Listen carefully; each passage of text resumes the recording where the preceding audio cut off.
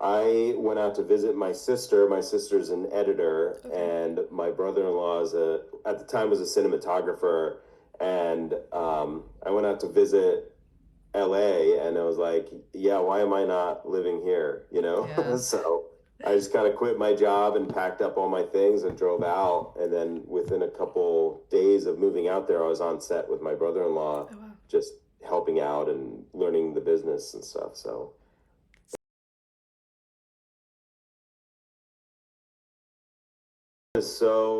it's such a broad thing. Like you're using skills that you learn from all over life and everything. So yeah, I mean,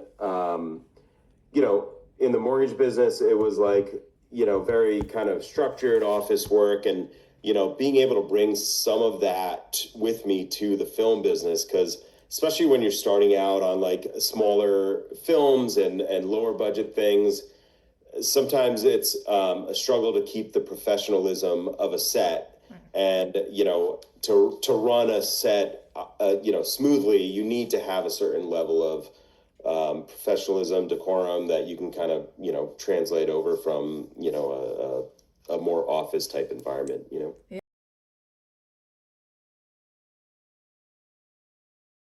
Goal kind of when I got into the film business was to be a first AD. So I Oh, kind okay. of worked on that, starting out as a PA, and then I was like as a first AD on, little short films and student films, whatever I could get hired on. And then that translated into low budget features and then ultimately like cable TV. And then that got me into like network TV and kind of worked my way up. And now I'm doing more like studio features and stuff. But yeah, I mean, I love doing it. And then recently I started, well, not so recently now, I guess, but a few years ago, I kind of transitioned to directing and I was able to direct a few episodes of television. And I'm hoping to do more, but that's been a tougher nut to crack, especially with the contraction in the film industry in general.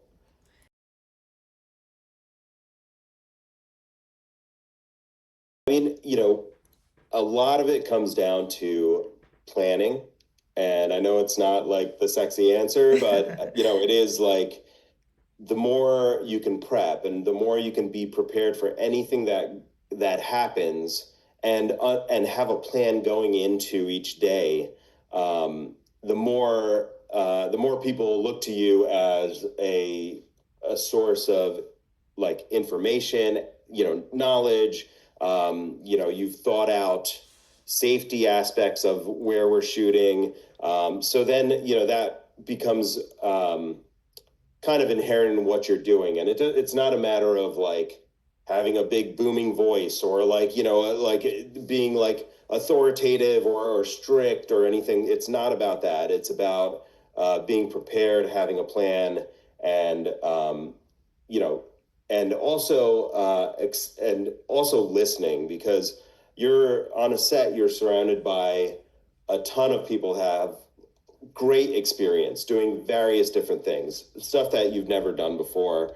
So you have to kind of keep your ears open, listen to those people, and absorb the knowledge that they have because that's, kind of what makes a film run. Because, every movie that I've done, no matter how small or how big, there's always something that you've never come across before.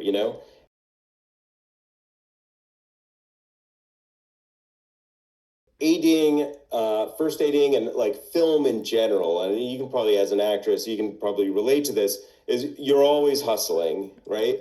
And you always feel like, what's the next step? What's the next step? What's the next step? And you could have a successful career as a television AD, and you'd be like, oh man, I really wish I could do features. And if you're doing features, you're saying, oh man, I really wish I could do $50 million movies or $100 million movie. So there's always like this sense of hustle in you. So I mean, 20 years of AD work feels like I was always trying to take the next step, trying to get to a bigger project, trying to get to something that is going to put me on the map. Like, so you always have that hustle in you. So, it wasn't like 20 years of just of doing the same kind of project. It was definitely a progression through that time.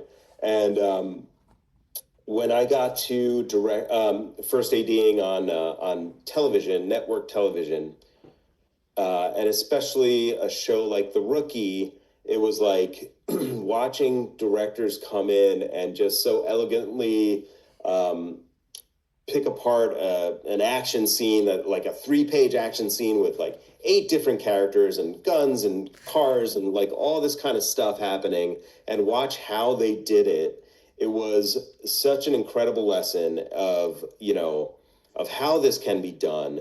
And, end on a schedule. Like, you're always on that schedule, and the clock is always ticking.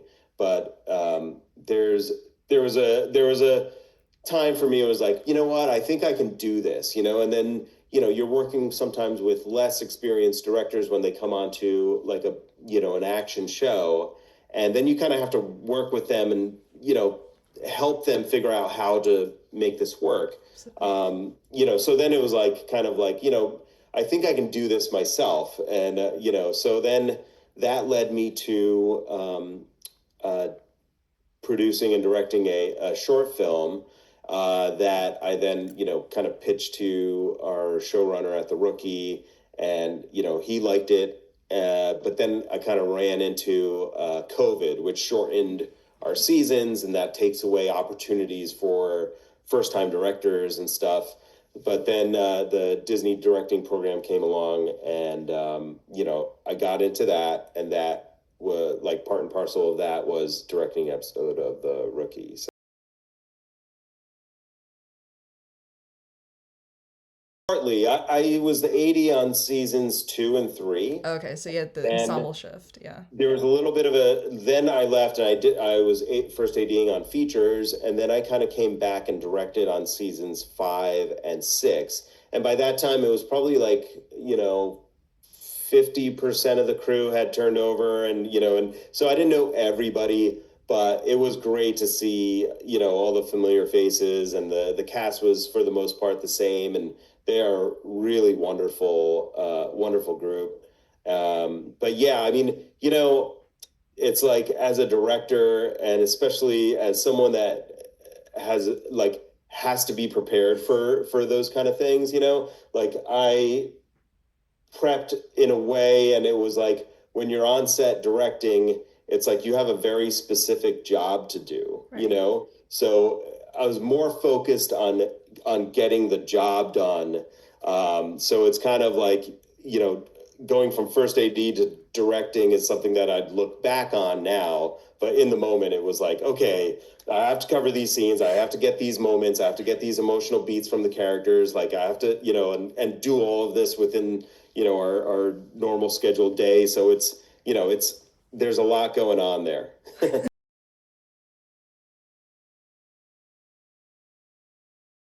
Like series regulars on that show, each with their own different story going on, and motivations and all that kind of stuff. I mean, the thing is, since I've been ADing on The Rookie, I did an episode in season 1, and then I did seasons 2 and 3. I've just been a fan, and I've watched all the episodes.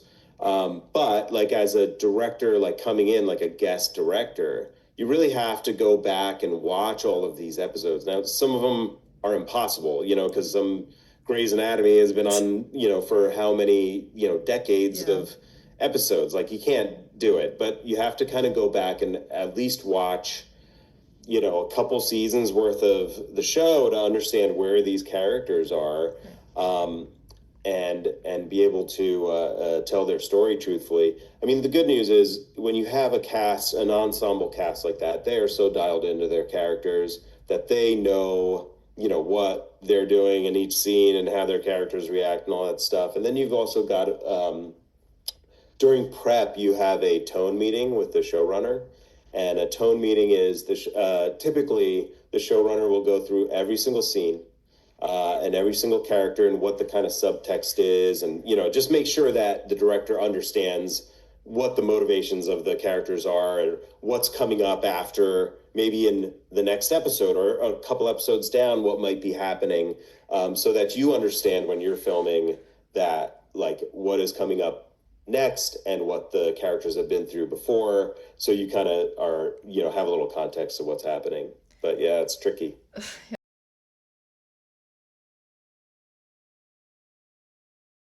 Oof, that's a tough question. Thank you.